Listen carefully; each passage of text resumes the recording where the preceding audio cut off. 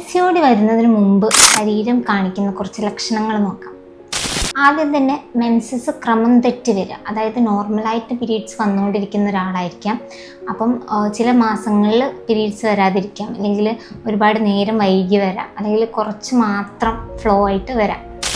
രണ്ടാമത് തടി വെറുതെ കൂടുക, അതായത് ആവശ്യത്തിന് മാത്രം ഭക്ഷണം കഴിക്കുന്ന ആളായിരിക്കാം, അല്ലെങ്കിൽ തടി നിയന്ത്രിക്കാൻ ശ്രമിക്കുന്ന ആളായിരിക്കാം, പക്ഷെ തടി കൂടിക്കൊണ്ടിരിക്കുകയാണ്.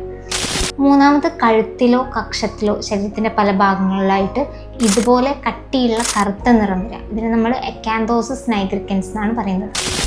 നാലാമത് ക്ഷീണം, എപ്പോഴും ക്ഷീണം തോന്നുക, മടി തോന്നുക. നമുക്ക് വ്യായാമം ചെയ്യാനൊക്കെ വളരെ ആഗ്രഹം ഉണ്ടായിരിക്കും, പക്ഷെ നമ്മുടെ തന്നെ ശരീരം അതിന് അനുവദിക്കാതിരിക്കുന്നത് പോലെ തോന്നാം.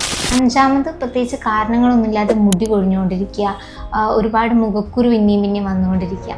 അപ്പോൾ ഇത്തരം ലക്ഷണങ്ങൾ നിങ്ങൾക്കോ നിങ്ങളുടെ കുട്ടികൾക്കോ ഉണ്ടെങ്കിൽ നമ്മളത് ശ്രദ്ധിക്കണം. PCOS വരാനുള്ളൊരു സാധ്യതയാണ് ശരീരം കാണിക്കുന്നത്.